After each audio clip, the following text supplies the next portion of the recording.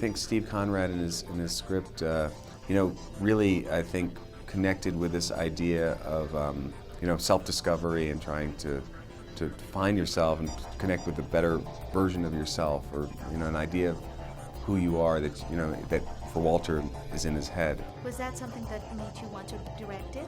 Yeah, oh, for sure. I mean, I just thought, I love Steve's writing, and I thought, cinematically there were a lot of opportunities there to tell the story visually and to hopefully not necessarily be in a specific genre, that the movie could kind of have its own tone, and that's always, a challenging and exciting thought to sort of see something that you think, okay, I'm not quite sure what I relate this to, but I have a feeling of what it could be.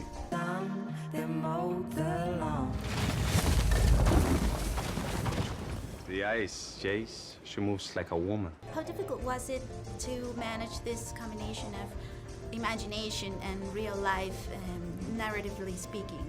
It was challenging in the editing of the movie. Actually, I was concerned that the audience would really be so into the first half with the fantasies and the comedy from the fantasies that I didn't know how they would react to the second half. And what I learned very early on was that it was sort of the opposite, where the audience really wanted to follow the story. They connected with the character, and we had to end up really honing down the fantasies as much as possible to allow the movie's story to go forward. Hey. Hey. How was your weekend? I had an awesome weekend. Wow.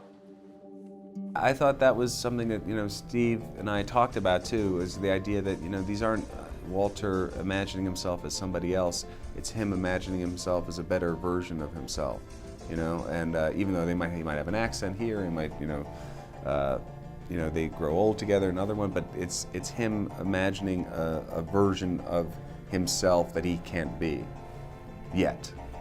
Yeah. Do you think this takes your directing job to another level somehow?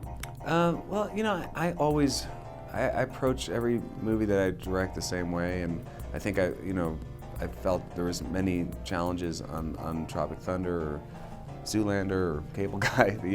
They all had their own challenges, but you change as a person in life. As you grow older, and for me, where I'm at now and directing this movie is a different place than I was the last time, and I think that sort of informs it. And for me, being able to work in this, whatever this, I don't even know what the genre is, but just not in purely comedy for this one, was a different criteria as I was editing the movie.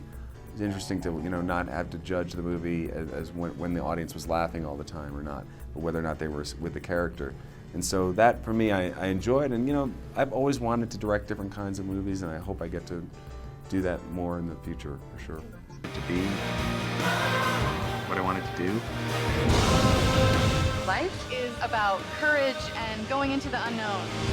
Is there anything that Ben Stiller daydreams about? Well, I always daydream about making movies. When you're working on a movie, you're daydreaming constantly because you're thinking about the movie, you're imagining it in your head.